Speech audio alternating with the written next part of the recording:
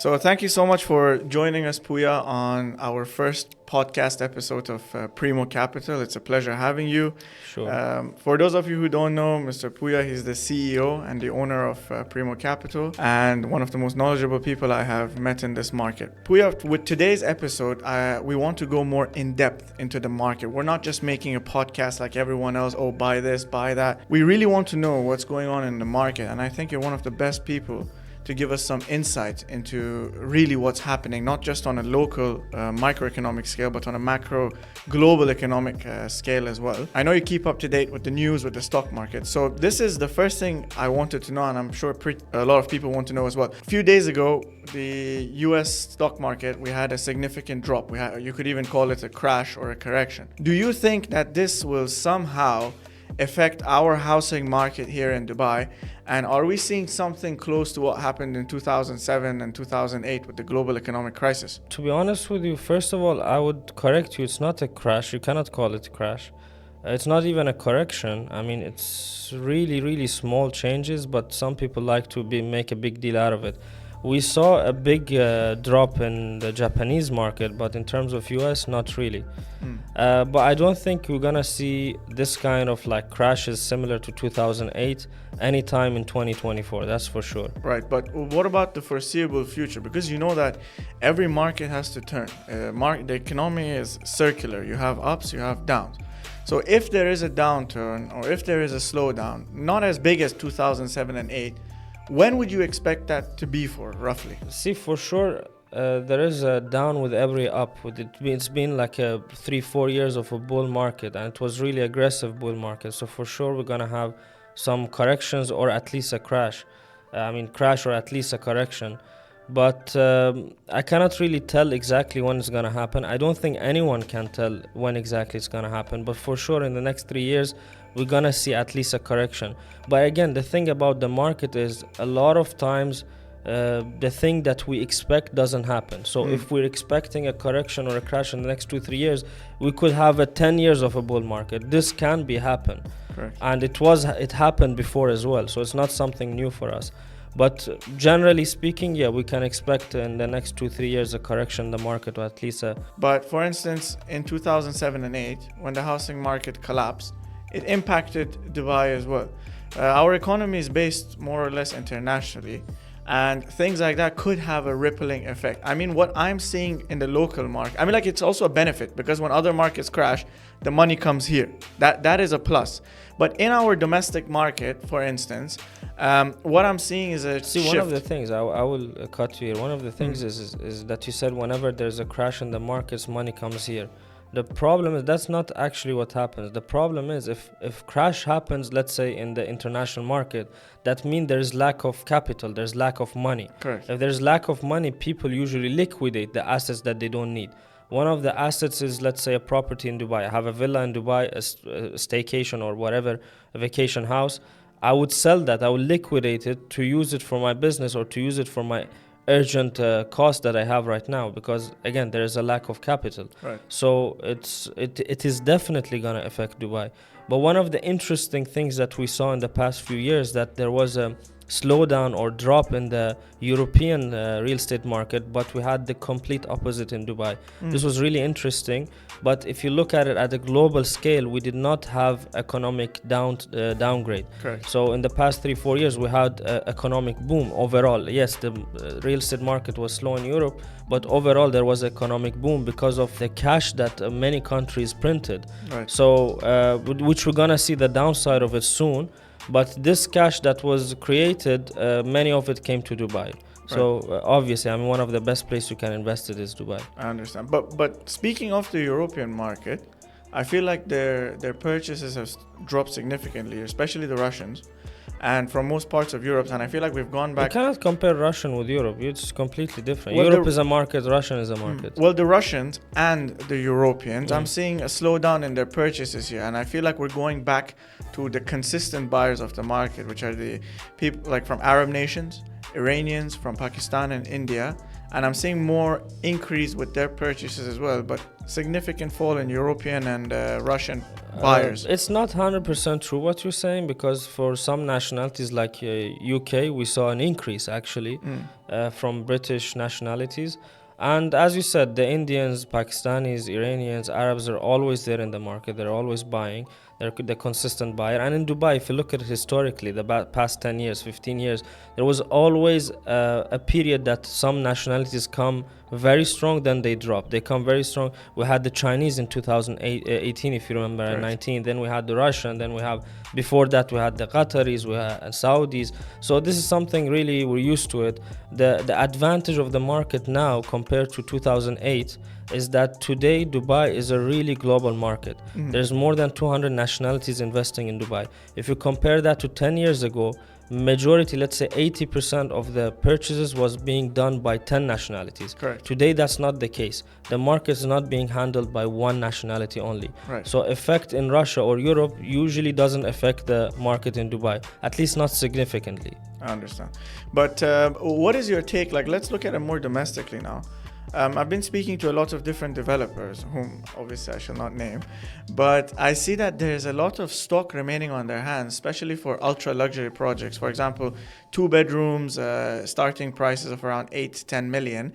I see that the transactions for those are not very high, and it's not just because of the summer. Even prior to summer, we're seeing this downturn. So if it's a slowdown there, what are people buying now? See, I will give a really in-depth answer to that. Dubai as a city, they're trying to place themselves as a luxury destination for the millionaires, for the billionaires. Correct. And we saw this really taking off after the COVID period. So after 2020, this idea, this strategy really took off, and many millionaires, many rich people came and moved to Dubai. Luxury segment in Dubai boomed at that period, right. If you know. So 2021, we can tell it was the start of the big boom of the luxury segment. The issue is that after some developers saw this demand on the luxury segment, a lot of stock came to the market. A lot of developers started constructing or developing, selling luxury projects. And we had insane supply of luxury product coming to the market. At the same time, the Russian demand, as you said, because one of the biggest buyers for the luxury segments was Russians, and Russian buyers slowed down. And then on the other hand, we had insane supply coming in. So we saw a drop in the luxury segment. And as you said, there's some stock left with the developers. But we cannot tell that there is a less demand now than before. Generally, we expected the demand to grow year by year, but it didn't grow because other nationalities, the demand grew from other nationalities, but the Russian demand dropped. So we see a balance that from 2022, let's say, and 2024, the demand is almost the same. It didn't drop, but it's almost the same. So on the other hand, we had a lot of new product coming in. So that's one of the issues that you can see there's stock left with the developers. I understand. So you're right. In 2021, we did see significant start of the boom that we have, or we've been having for the past 3 years. But could you say with confidence, if I, as a buyer in Dubai, could you say with confidence that I could make a profit or I could make a return if, let's say, I buy a 2-bedroom now in Business Bay for 10 million dirhams? Would you have the same confidence as in 2021 to say that I can buy this and upon handover I could make a return on it, given the amount of stock that's in the market? No, we cannot guarantee that actually, because again, we have a huge supply of luxury product coming into the market.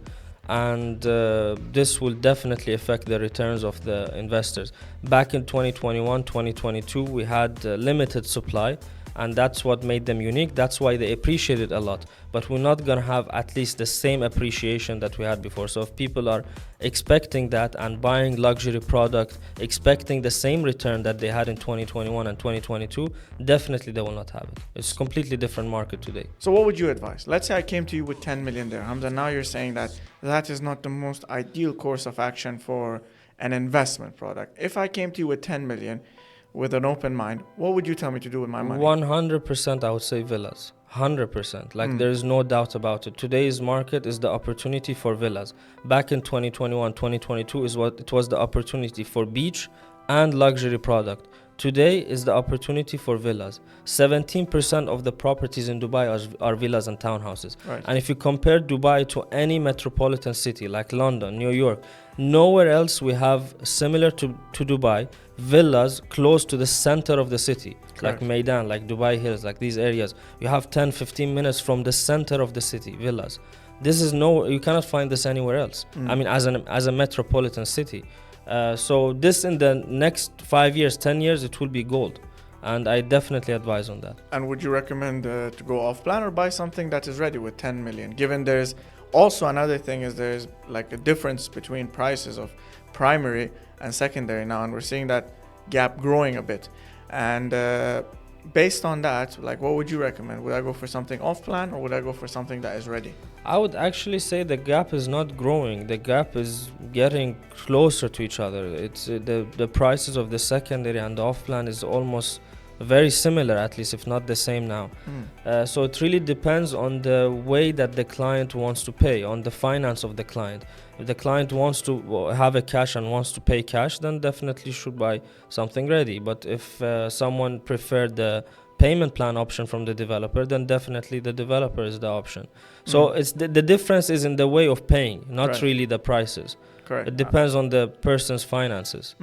But I'm also seeing a lot of shift, especially from late birds and late investors, to lower end the products and more affordable developers in the category of 1 million. But it's a good thing because it's bringing life to a lot of more distant communities, for example, Arjan and Dubai South.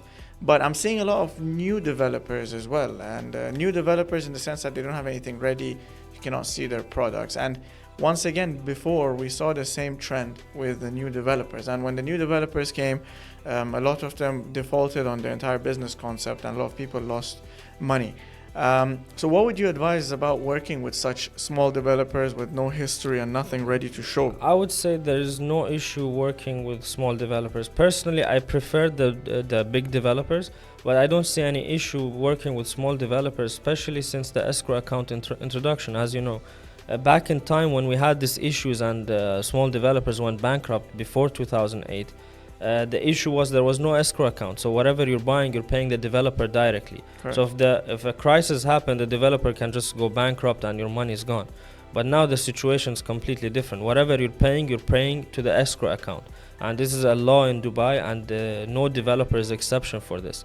So your money is safe. If the developer go bankrupt, worst case scenario, it's money with the government. You can take back your money, or usually what happens is the government or the DLD puts the project for auction, new developer take their place and continue the construction. So you're safe, you don't have this issue. I understand.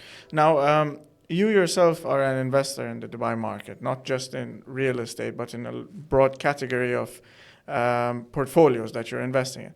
But from your real estate experience as an investor, what is one of the challenges you see in today's market? A lot of investors complain about the strict payment plans that developers have, and when a new launch comes that's extremely in demand, for instance City Walk, it's very difficult to get unit. These are some of the complaints that I am hearing. But what do you think is a challenge for an investor in Dubai right now?